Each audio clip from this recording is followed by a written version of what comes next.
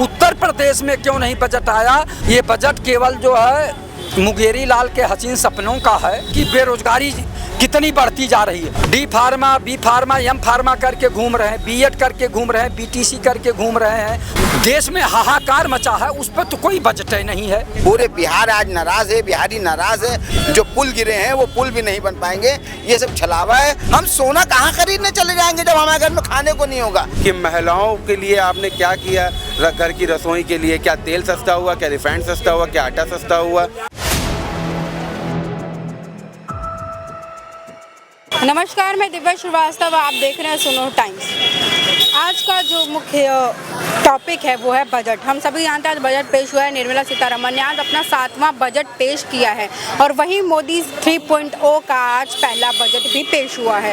अच्छा, मुख्य बात ये है कि बजट में जिस तरीके से बेरोजगारी को लेकर के, महंगाई को लेकर के कुछ ज़्यादा विशेष तर्क नहीं दिया गया है। और साथ ही में चलिए अब आम जनता से जानते हैं, क्योंकि पॉलिटिकल की अगर हम बात करें, राहुल गांधी ने, विपक्ष ने लगातार पक्ष पर हमला ही बोला है। तो चलिए आम जनता से जानते हैं कि बजट उनको कैसा लगा। तो आज का बजट आपको कैसा लगा और क्या मुख्य तथ्य और होने चाहिए थे या आपको अच्छा लगा? सबसे पहले तो मैं आपके चैनल के माध्यम से शहीद चंद्रशेखर आज़ाद और बाल गंगाधर तिलक की जयंती की शुभकामना देता हूं।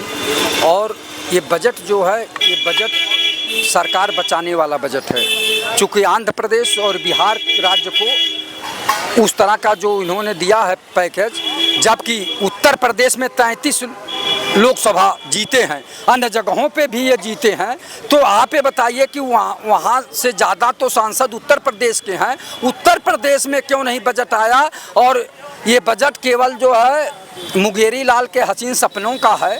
चूँकि इन्होंने ये नहीं बताया कि इतने मेडिकल कॉलेज खोलेंगे, इतने विश्वविद्यालय खोलेंगे, इतने जो है कल कारखाने खोलेंगे, इतने बेरोजगारों को रोजगार देंगे, इस पे तो बोले नहीं। आप बताइए कि बेरोजगारी कितनी बढ़ती जा रही है और ये सरकार जो है बेरोजगारों को रोजगार नहीं दे रही है। MSc PhD डिलीट करके बच्चे घूम रहे हैं, BTech M.Tech करके घूम रहे हैं, D pharma, B pharma, M pharma करके घूम रहे हैं, बीएड करके घूम रहे हैं, बीटीसी करके घूम रहे हैं, पॉलीटेक्निक करके घूम रहे हैं। तो आप ही बताइए इन नौजवानों को कब आप जो है नौकरी देंगे? इस पे कुछ बजट इनको लाना चाहिए था।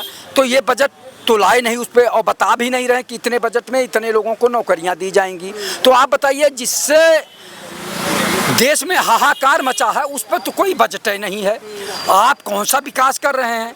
आप केवल जो है सरकार बचाने वाला बजट दे रहे हैं। नहीं, जो सरकार पक्ष है वो तो लगातार यही बोल रही है कि बजट इस बार का सबसे अच्छा बजट आया। जहां तक अगर मैं बात करूं संगठन में जो शामिल हैं, जैसे अगर एनडीए की बात करूं तो जयंत चौधरी ने कहा कि इससे अच्छा बजट आज तक आया ही नहीं। अपने मुंह में मिट्ठू सब बनते हैं। आप ये बताइए, सरकार में जो है तो अपने मुंह में मिट्ठू बन रहे हैं। जनता क्या कह रही है उनकी भावना को समझिए ना। किसानों को क्या मिल रहा है, नौजवानों को क्या मिल रहा है, छात्रों को क्या मिल रहा है? फीस काफ़ी सस्ती हुई, कहीं कुछ सस्ता हुआ, कुछ दिखाई दिया? गृहिणियों को क्या मिला? आधी आबादी, उनका गैस सिलेंडर कम हुआ क्या? 600 में या 500 में हो गया गैस सिलेंडर? उससे इनके बजट का खाका तैयार होना चाहिए कि महिलाओं का जो है गैस सिलेंडर कम हुआ, दाल 170-80 रुपया है, वो क्या कुछ कम हुआ? तो ये सब चीज़ें हैं जो उस तरह की बातें हैं, वो होना चाहिए। ठीक है, आप पर आते थोड़ी देर में। क्या बजट को लेकर के आपका क्या कहना है? आपको कैसा लगा बजट? ये बजट नहीं, बचत है। और जनता बहुत आज निराश हुई है बजट से, क्योंकि इस सरकार का ये 11वां बजट था और जनता के हाथ कुछ नहीं आया। कुछ ये बजट जो है सिर्फ पूंजीपतियों का, उद्योगपतियों का बजट है और 2 राज्यों को उन्हीं ने बजट दिया है। आज बिहार जो है विशेष राज्य का दर्जे का जश्न बनाने की तैयारी थी। पूरे बिहार आज नाराज है, बिहारी नाराज है। उसको बराबर करने के लिए उन्होंने कहा कि बिहार के लिए इतना सब कुछ, जितना उन्होंने बजट दिया उतने में तो वहाँ के पुल भी नहीं बन पाएंगे। जो पुल गिरे हैं वो पुल भी नहीं बन पाएंगे। ये सब छलावा है। और नीतीश बाबू और चंद्रबाबू नायडू जो हैं, उनको सोचना चाहिए कि वो अपने राज्य के लिए और इतना गिर जाएंगे कि उनको उसी में कुछ हो गए। और अभी आपने कहा कि जयंत चौधरी साहब, भाई जो राज्यसभा में हो, लोकसभा में हो, तो वो तो उसी की जैसी कहेंगे।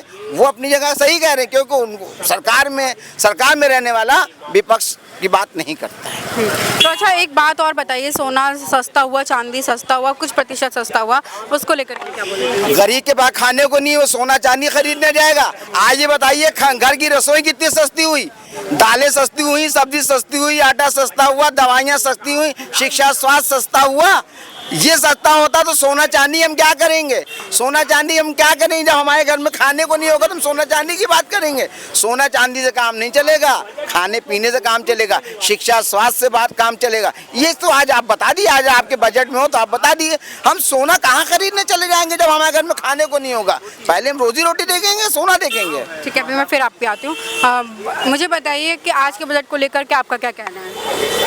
देखिए, बजट जो आया है सबकी आंखें गड़ी थी बजट पे कि बजट आएगा तो उससे गरीब जनता को राहत मिलेगी, आम आदमी को राहत मिलेगी। जब उस पूरा बजट आ गया उसके बाद एहसास ऐसा हो रहा है जनता को, आज भारत की जनता ये महसूस कर रही है कि वोट तो मैंने भी दिया था, तो इस बजट का लाभ हमें क्यों नहीं मिला, हमें लाभ से क्यों वंचित रखा गया। आपने स्वास्थ्य के लिए बजट क्यों नहीं बढ़ाया? स्वास्थ्य व्यवस्था आप देख रही हैं पूरे भारत में आज बेकार है। समय पे एम्बुलेंस ना मिल पाना, समय पे इलाज ना मिल पाना, किसी की हत्या हो जा रही है तो कहीं कुछ हुआ जा रहा है। आप देखिए एक्सीडेंट कितने होते हैं रोड पे, उसके लिए सुविधा नहीं मिल पाती है। रोड समय से इलाज नहीं मिल पाएगा तो तड़प के व्यक्ति मर ही जाएगा। तो स्वास्थ्य ठीक नहीं है। दूसरी बात आती है कि महिलाओं के लिए आपने क्या किया घर की रसोई के लिए? क्या तेल सस्ता हुआ, क्या रिफाइंड सस्ता हुआ, क्या आटा सस्ता हुआ, क्या चीनी सस्ती हुई? अब आप ये बताइए कि जब अगर आपने सिर्फ 2 ही लोगों के लिए बजट पेश करना था तो आप वही 2 लोगों को बुला के बजट पेश कर दिए होते कि आपके लिए बजट बना के रखा है, आपको सुना दे रहे हैं, बस चले जाइए आप सुनकर।